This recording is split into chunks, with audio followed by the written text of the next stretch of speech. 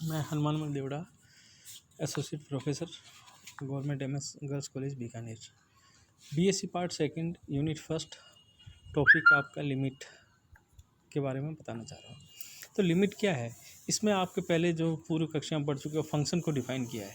यदि कोई फलन एफ एक्स टू वाई में एक्स का प्रत्येक अवयव से सेट वाई के किसी न किसी अवयव से अवश्य संबंध होता है और एक्स के प्रत्येक अवयव की वाई में यूनिक या अद्वितीय प्रतिबंध होता है। जैसे मैंने आपको दिखाया, एक्स को दिखाया, वाई को दिखाया। एक्स में वैल्यू अगर अपने स्मॉल एक्स है तो उसमें फाइव में value function of f x, उसको वाई से डिफाइन करते हैं और ये mapping x to y f से डिफाइन किया है। फिर इसमें आता है कि बाउंडेडनेस ऑफ ए फंक्शन, एक ऐसा फलन जिसकी परास परिबद्ध हो, वह फलन अपने प्रांत को डोमेन कहते हैं और डोमेन को डी से व्यक्त में परिबद्ध फलन कहलाता है। अगर ये परिबद्ध नहीं है तो वह अपरिबद्ध फलन कहलाएगा। तो परिबद्ध फलन को एफ एक्स है वो किस किस के बिटवीन होता है, स्मॉल के और कैपिटल के बिटवीन होता है। तो small k less than small f x less than equal capital k, और for every d subset of R. जहाँ के है, स्मॉल के है वो कहलाती है लोअर बाउंडेड और कैपिटल के कहलाता है अपर बाउंडेड।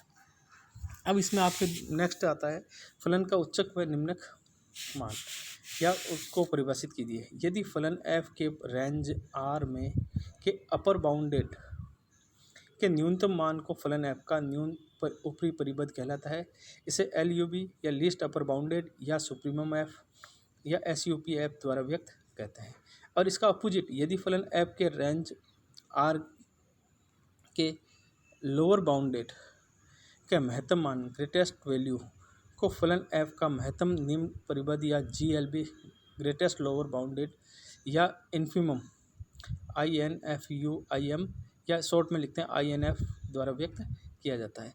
इसमें मैंने कुछ उदाहरण बताएं कि जैसे आपके छोटे 1 मार्क्स में पूछते हैं, यदि फलन f x for every x belongs to R के उच्चक तथा निम्नक मान ज्ञात कीजिए। अब आपने फंक्शन दे रखा साइन एक्स, तो हमें पता है साइन एक्स क्या होता है। तो साइन एक्स की रेंज हम पढ़ चुके हैं पिछली कक्षा में, ये क्लोज इंटरवल होता है, ये -1 और +1 के बीच में बाउंडेड होता है। अतः ये एक बाउंडेड सेट है। तो बाउंडेड सेट है तो इसका उच्चक मान सुप्रीमम आपका 1 है तथा इन्फीमम या निम्नक मान -1 होता है। इसी प्रकार दूसरा फंक्शन एग्जांपल लिया मैंने, फंक्शन एफ एक्स बराबर log x for every x belongs to open interval 0 to infinity का उच्चक व निम्नक मान ज्ञात कीजिए। अब हमने एफ एक्स बराबर लॉग एक्स का रेंज अपने को पता है -∞ से +∞ के बिटवीन होता है, जो कि अनबाउंडेड होता है। अतः अपने को जो इंटरवल दे रखा है लॉग एक्स का, वह आपको दे रखा है 0 to इन्फिनिटी, हाफ इंटरवल है। अतः ये फलन क्या है आपका, अब अनबाउंडेड है। अच्छा, अनबाउंडेड होगा तो उसका उच्चक और निम्नक नहीं ज्ञात कर सकते। नेक्स्ट आपकी इसमें टॉपिक आता है मोनोटोनिक फंक्शन, एक दिश फलन। यदि फलन एफ एक्स टू वाई में x1 x2 belongs to capital x और x1 लेस देन x2, तो आपके fx1 less than equal fx2 होने पर एक दिष्ट वर्धमान फलन कहलाता है, या इसको मोनोटोनिक इंक्रीजिंग फंक्शन भी कहते हैं। इसे अपने एरो अपर की ओर दिखाया व्यक्त किया जाता है।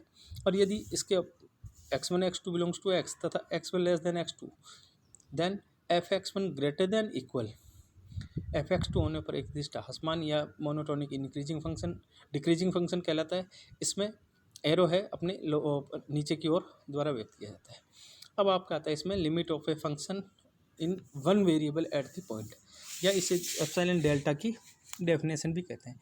यदि किसी बिंदु x बराबर a के NBD पॉइंट, सामीप्य बिंदु या NBD पॉइंट कह दो, में परिभाषित किसी फलन f की सीमा x के a की ओर प्रवृत्त होने पर उस दशा में L सीमा होती है, जबकि एप्सिलॉन ग्रेटर देन 0 के लिए एक ऐसी धनात्मक संख्या डेल्टा, अर्थात delta of epsilon greater than equal 0 विद्यमान हो कि modulus of f x minus l less than epsilon for every 0 modulus of x minus a less than delta. X के जो इंटरवल होता है आपका a माइनस डेल्टा और a प्लस डेल्टा, देन एफ एक्स का जो belongs to l minus epsilon और l plus epsilon, x not equal to a। Then इसको अपने डिफाइन करेंगे लिमिट की परिभाषा से, limit x tends to a f x बराबर l। अब आपकी सीमा दो प्रकार की होती है, एक तो होती है लेफ्ट हैंड लिमिट और एक होती है right hand limit. Left hand limit में इंटरवल होता है x belongs to a minus delta और a, तो then f x modulus of f x minus l less than of epsilon limit x tends to a minus zero f x बराबर l या f of a minus zero equal to l. अब right hand limit के बारे में अगर कहें तो x belongs to a और a plus delta open interval में, then modulus of f x minus L modulus less than epsilon limit a tends to a plus f x बराबर l या एफ ए प्लस जीरो बराबर l. अब इसमें आपके question आते हैं कि एप्सिलॉन डेल्टा की परिभाषा का प्रयोग करते हुए सिद्ध कीजिए limit x tends to zero x sine one upon x equal to zero. तो हमने डेफिनेशन लिखी है कि limit x tends to a f x बराबर एल। तो आपको यहाँ पे एल बराबर जीरो गिवन दिया हुआ है, तो एप्सिलॉन डेल्टा की परिभाषा में क्या है एफ एक्स माइनस एल। तो आप इसमें एल बराबर जीरो पुट करेंगे तो आपका x sine modulus of x sine one upon x minus zero. अब modulus x sine one upon x आ गया तो modulus of x y equal to होता है मॉडुलस ऑफ एक्स और modulus of y less than. अब अपने को पता है कि साइन एक्स का जो इंटरवल होता है मॉडुलस वैल्यू होती है वो अपने लेस देन इक्वल वन होता है। तो आपका हो गया f x modulus of f x minus zero epsilon less than epsilon और zero less than modulus x less than delta. तो डेल्टा का चयन इस प्रकार करते हैं कि डेल्टा इक्वल टू एप्सिलॉन। तो आपका f x minus zero less than epsilon then zero ये गया तो आपका हो गया limit x tends to zero sine one upon x. इसी प्रकार आपके एक दो तीन एग्जांपल दे रखे हैं वो इसी प्रकार के हैं, उसमें अपने को क्या करना है जिसकी लिमिट डायरेक्ट वैल्यू अपने को नॉन है उसका यूज करना है और अपने को एप्सिलॉन डेल्टा की विधि का प्रयोग करते हुए इसको सॉल्व करना है। अब दूसरा क्वेश्चन मैंने लिखा है वो इंपॉर्टेंट है, पेपर में पूछा है यदि फलन एफ एक्स में एक्स परिमेय हो तो आपकी वैल्यू एक्स होगी और अगर एक्स अपरिमेय हो तो आपकी वैल्यू माइनस एक्स होगी। तो सिद्ध कीजिए कि आपको limit x tends to a f x विद्यमान होगा यदि ए इक्वल टू जीरो। इसका मतलब ये है कि ए इक्वल टू जीरो पर ही अपने इसमें विद्यमान होगा, अदरवाइज ये विद्यमान नहीं होगा। तो हम इसमें दो तीन कंडीशन लेंगे। पहली कंडीशन लेंगे ए नॉट इक्वल टू जीरो, तो हमने ले लिया एफ ए माइनस जीरो जो लेफ्ट हैंड लिमिट कहलाती है अपनी। तो उस हिसाब से अपनी इसकी वैल्यू लेते हैं तो limit h tends to zero f a minus h. तो आपके यहाँ लिखा मैंने limit h tends to zero a minus h जब ए माइनस एच परिमेय हो और minus of a minus h जब ए माइनस एच परिमेय हो। अपने को जो सवाल दे रखा है उसकी परिमेय। तो अपने इसमें एच टेंड्स टू जीरो करेंगे तो वैल्यू या तो ए आएगी या इसकी माइनस आएगी, अर्थात ये वैल्यू अद्वितीय नहीं है या यूनिक नहीं है।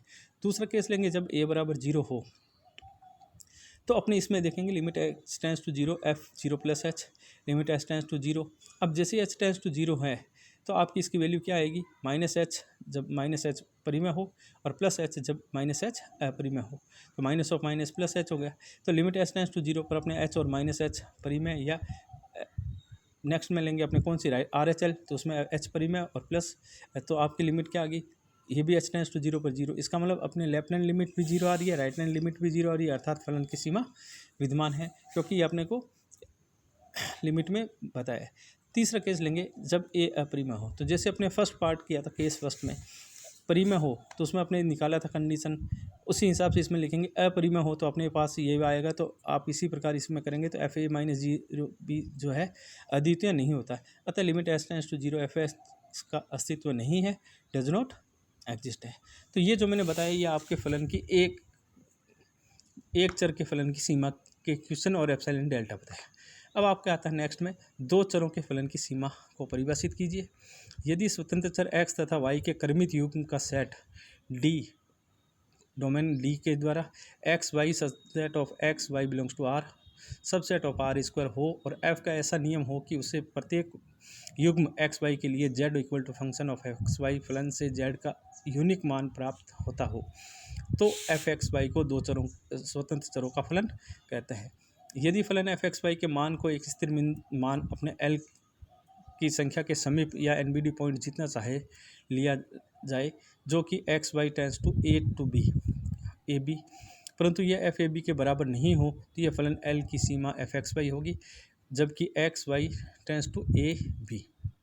तो अपने वो जो एक चर का लिया था उसमें एफ एक्स माइनस एल था, यहाँ पे दो चरों का लेना है तो f x y minus L modulus में और less than epsilon x minus a delta तथा वाई माइनस बी भी लेस देन डेल्टा। तो limit x y tends to a b f x y बराबर एल, ये दो चरों के फलन की सीमा की परिभाषा है। इसमें एक आता है आपके स्टेट एंड प्रूफ अपने लिखिए यूनिकनेस ऑफ लिमिट की या सिद्ध कीजिए कि limit x y tends to a b f x y it is exist is unique. अगर ये इसका अस्तित्व है तो ये यूनिक होगा, अदरवाइज नहीं होगा। हमने मान लिया कि संभव हो तो ये इसकी लिमिट मान ली एक तो L1 मान ली और दूसरी limit x y tends to a b f x y बराबर L2, और L1 और L2 दोनों बराबर नहीं है, क्योंकि अपने यूनिक प्रूव करना जब तो ये बराबर होगा, हमने मान लिया कि इसकी बराबर नहीं है, तो इसके संगत हमने मान लिया कि माना एप्सिलॉन ग्रेटर देन 0 के संगत डेल्टा 1 ग्रेटर देन 0 तथा डेल्टा 2 ग्रेटर देन 0 का एग्जिस्ट इस प्रकार है कि 0 less than of under root of x minus a का square plus y minus b का स्क्वायर लेस देन डेल्टा। तो f x y minus L1 less than of epsilon by 2, तो जो पहले अपने एप्सिलॉन ले रहे हैं इसको हमने मान लिया एप्सिलॉन बाई 2। इसी प्रकार दूसरा ले लिया 0 under root of x minus a का square plus y minus b का स्क्वायर लेस देन डेल्टा 2, तो f x modulus of f x y minus L2 modulus less than epsilon by 2। ये number 3 और नंबर 4। नया एक कोई delta मान लिया हमने जो minimum value of delta 1 delta 2 हो, तो 3 तथा 4 से 0 less than of x minus a का square plus y minus b का स्क्वायर लेस देन डेल्टा होता है। तो इसके संगत अपने इसके फंक्शन के f x modulus of f x y minus L1 less than of epsilon by 2 तथा modulus of f x y minus L2 less than of epsilon by 2। तो अपने यहाँ पे जब लिया है तो हमने माना है कि L1 जो है equal to L2, then modulus of L1 minus L2 greater than 0, तो epsilon equal to modulus of L1 minus L2 greater than 0 लेने पर epsilon equal to L1 minus L2। इसमें function x y z add कर दो और function x Y less कर दो। तो अपने को पता है modulus of x plus y equal to क्या होता है, modulus less than of modulus of x plus modulus of y. उस प्रॉपर्टी का यूज करना है, तो जैसे करेंगे तो आपको हो गया less than equal modulus of f x y minus L1 plus modulus of f x y minus L2 less than of epsilon by 2 plus epsilon by 2 less than epsilon. इसका मतलब एप्सिलॉन लेस देन एप्सिलॉन जो कि एक विरोधाभास है, संभव नहीं होगा। अतः हमने पूर्व माना था कि ये L1 और L2 बराबर नहीं है, तो पूर्व मान्यता गलत है। अतः L1 बराबर L2 होने पर ही सीमा अद्वितीय होती है। दूसरा हमने क्वेश्चन लिया कि जैसे लिमिट का प्रयोग करते हुए एप्सिलॉन डेल्टा की परिभाषा का प्रयोग करते हुए सिद्ध कीजिए कि limit x by tends to 5 और -2 a x plus b equal to 5a minus 2b। तो आपको यहाँ पे ए और बी मैंने इसलिए लिया है तो आगे जितने भी एग्जांपल दे रखे हैं उसमें आपने जैसे 2x प्लस 3y दे रखा है या आपको कोई भी संख्या दे रखी है, तो अपने को उसी हिसाब से इसकी वैल्यू ए और बी की जो दे रखी है वो मान रखेंगे और उसमें सोल्व कर सकते हैं। तो हमने मान लिया एप्सिलॉन ग्रेटर देन 0 हो तो इसके संगत डेल्टा लेस देन 0 का अस्तित्व हो, तो 0 less than of under root x minus 5 का स्क्वायर प्लस वाई प्लस 2 का स्क्वायर लेस देन डेल्टा। तो ए एक्स प्लस बी वाई का फंक्शन एफ एक्स वाई की वैल्यू है, माइनस इसकी वैल्यू क्या है, एल की वैल्यू है आपके 5a minus 2b less than epsilon modulus. तो त्रिभुजीय इनइक्वलिटी का प्रयोग करेंगे, तो आपकी इसमें जब इनइक्वलिटी का प्रयोग करेंगे तो अपने इसको a x plus b y minus 5a minus 2b है मॉडुलस में, उसको हमने ए और बी के कोएफिशिएंट को अलग अलग कर लिया, कॉमन ले लिया। तो modulus of a x minus 5 plus modulus plus b y plus 2 modulus. तो आपको पता है modulus of x plus modulus of y is less than equal modulus a constant है, modulus of x minus 5 plus b modulus of y plus 2। यदि under root of x minus 5 का square plus y minus b का square less than delta है, तो x minus 5 less than delta होगा and Y plus 2 भी less than delta होगा। तो इसका प्रयोग करेंगे तो आपको हो जाएगा 5 डेल्टा प्लस ए एक्स माइनस 5 मॉडुलस का मान भी डेल्टा है और वाई प्लस 2 का मान डेल्टा है, तो आपको हो गया ए डेल्टा प्लस बी डेल्टा, ए प्लस बी डेल्टा। अब इसमें डेल्टा का चुनाव इस प्रकार लेना है, तो हर एक संख्या में सवालों में ध्यान रखना है कि यहाँ पे डेल्टा जो लेना है वही इस हिसाब से कर लेना है कि अपना एप्सिलॉन आ जाए। तो हमने डेल्टा का चुनाव इस प्रकार करते हैं कि delta equal to epsilon upon a plus b, क्योंकि यहाँ पे ए प्लस बी कोफिशिएंट है। अगर सपोज कोफिशिएंट यहाँ पे 5 डेल्टा आ गया तो अपने को epsilon equal to delta equal to epsilon by 5 लेना है। तो हमने ले लिया यहाँ पे डेल्टा इक्वल टू एप्सिलॉन बटा ए प्लस बी, तो आपकी इसकी value less than of a plus b epsilon upon a plus b a plus b cancel less than epsilon. अतः डेल्टा का अस्तित्व है, अर्थात limit x y tends to 5 - 2 a x plus b equal to 5a minus 2b। Thank you.